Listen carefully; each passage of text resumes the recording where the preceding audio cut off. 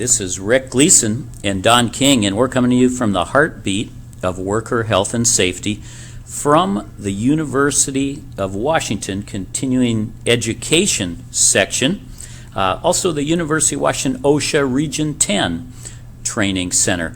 And we're very fortunate to have a special guest today, guests, plural. Don, can you tell us a little about our guests today? Yes, well, I met this fine couple at the Governor's not Governor's Rim Conference, but the Governor's Conference in Tacoma last year, and asked them if they would join us sometime. We're doing these iPod interviews, and they agreed to do it. So that's how we met, and I think they have a very fascinating story to tell.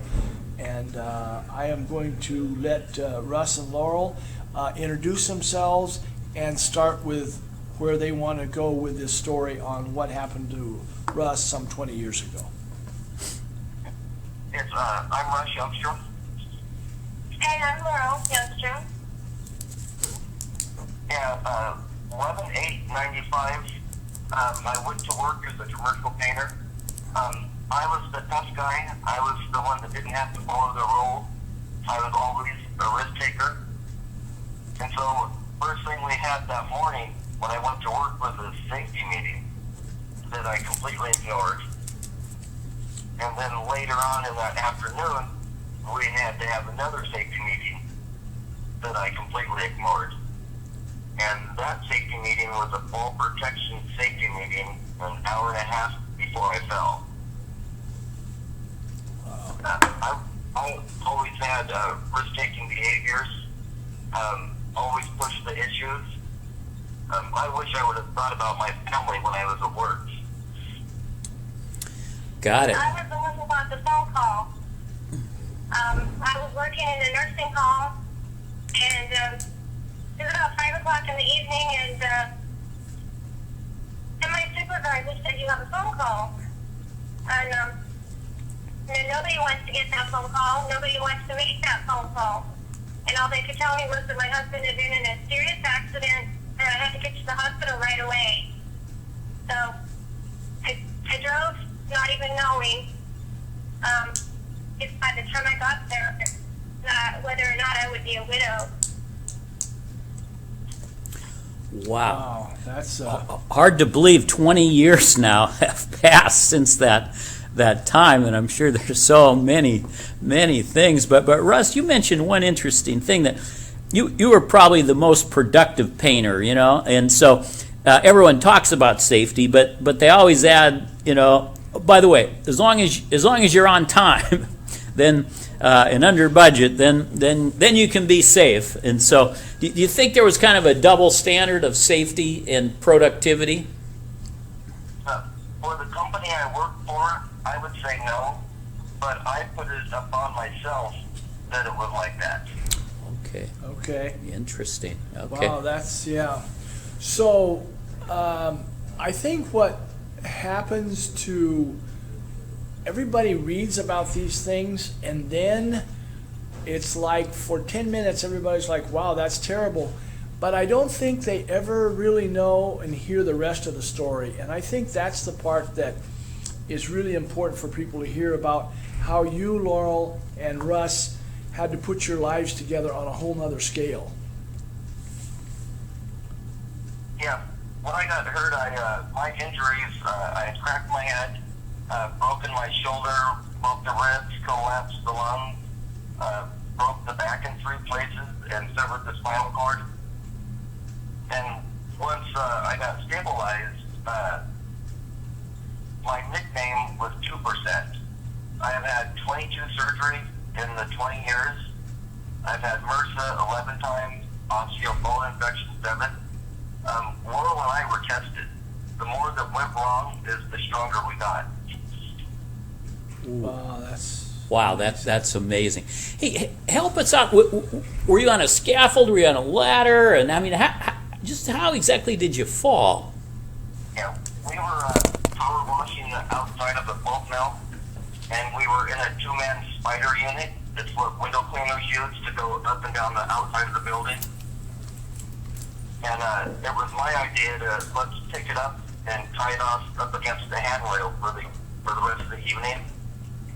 And I had bad leverage, so I looked at a friend of mine and I suggested let's climb on top of the handrail to get better leverage, and we'll pick it up and then lower it down. And I looked at my safety line from a bad angle, and I thought it would be best to unhook it. And right when I unhooked it, the friend of mine put his hands up and told me no. And my first comment to him was, don't worry about it.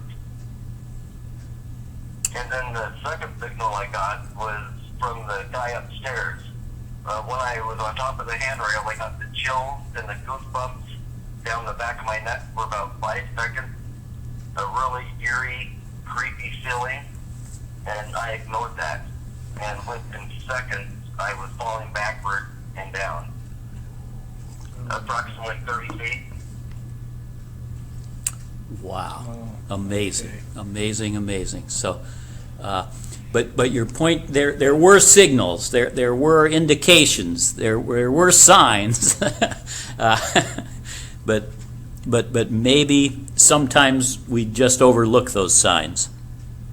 And I always looked over those signs. It never applied to me. It won't happen to me. I was the tough guy. Wow. Amazing. So what, Russ, if you had to say anything to all of us out there that are trying to prevent injuries, what do you say to the tough guy? What's some words you can give us that if we had said that to you on the job, it might have made a difference? To have a person in a wheelchair talking to me, showing me what he goes through due to that one decision. Yeah?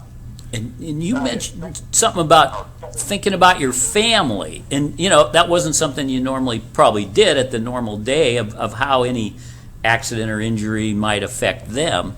And so you mentioned that, and that struck with me just a few moments ago. Yeah, have a picture of your family in your hard hat or your excavator, something to remind you why you're at work. Yeah. That makes sense. That makes sense. Hey, Laurel, tell us from your perspective then. I mean, a lot happened in 20 years, but just your thoughts, comments, words of wisdom to others that might be in similar situations. Well, I think the biggest thing was that we weren't able to have any more children, and our son was 2 years old at the time. So he really doesn't remember ever seeing his dad walk. It was really hard on him. The kids made fun of him, and Russ couldn't do the things with him that he wanted to do. And then he also asked us if he could be a big brother, and we had to tell him no. Oh, wow. Interesting. Is Yeah. he 20 something now? Yeah, he's 22 now. Wow. 22. Amazing. I mean, that's just a huge impact that has repercussions for many, many years. Wow. Amazing. So what, Laurel, what happened in the first 30 days? How did you try to structure your lives after this happened? That was interesting. I was doing a show at the time, and when this happened, opening night was that Friday, and Russ just said, just do it.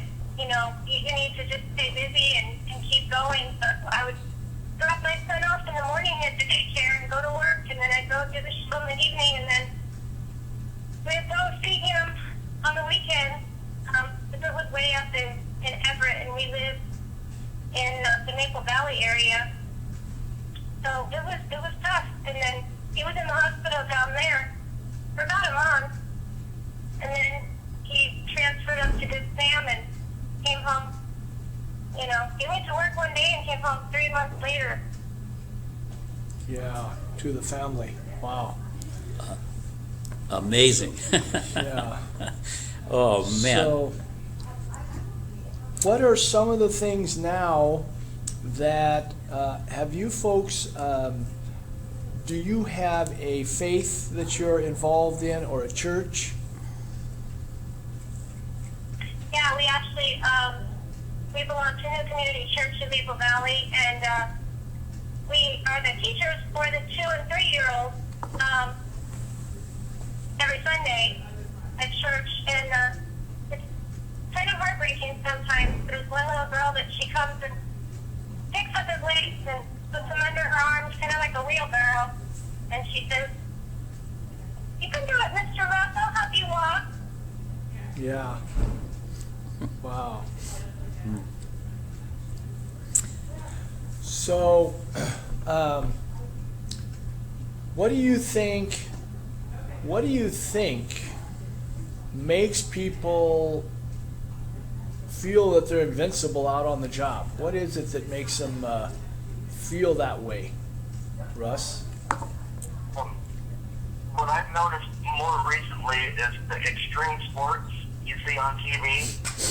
Or you see funny bloopers of somebody trying something, they get hurt, or they don't get hurt, but they push the issue over and over.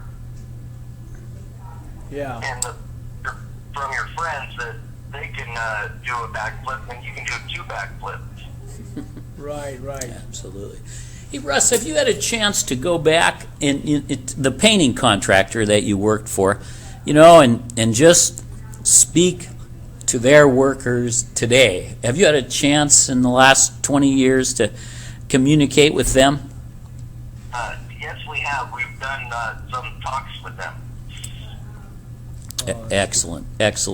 I mean, they're the ones, you know their job as good as they do, and you know the risks better than they do.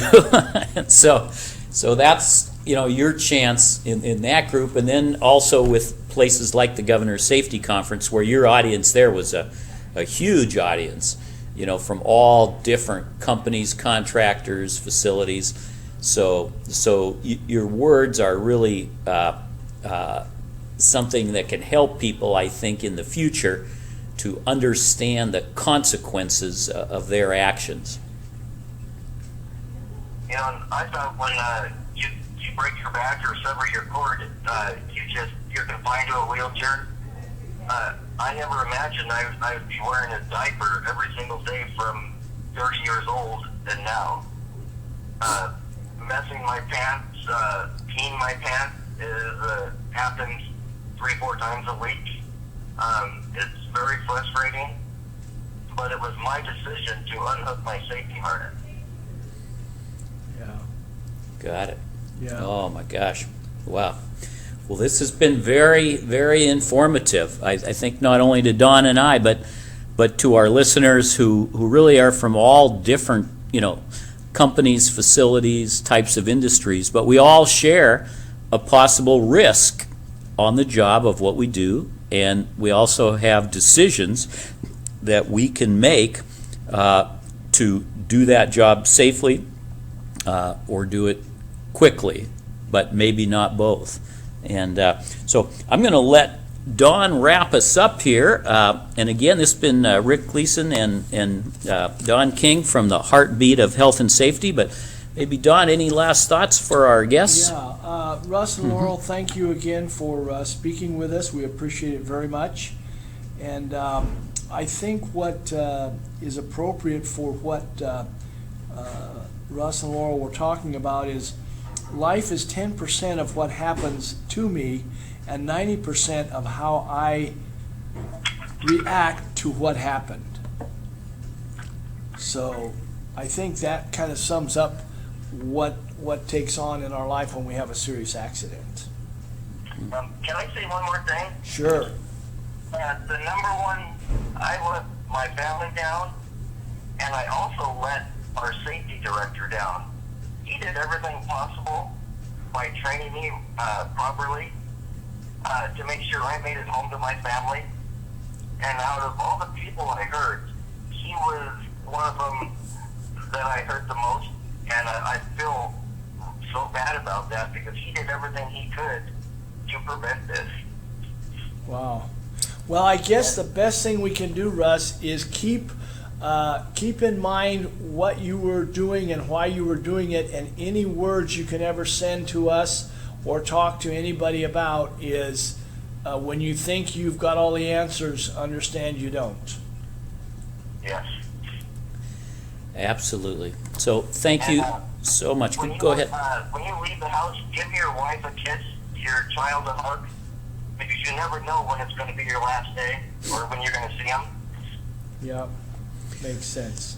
Boy, that's probably the best advice we can all take. So good, Russ and Laurel. And thank you so much. Thank you very much. Thank you. Thank you. And to everybody out there, aloha. I was young and feisty, never did things by the book. Just let me get my toolbox and I'll take myself a look. I climbed up on the dozer with my mechanic's pride. Said, you can keep it running, friend, while I poke around inside. Shake hands with danger, meet a guy you ought to know. I used to laugh at safety, now they call me Three-Finger Joe.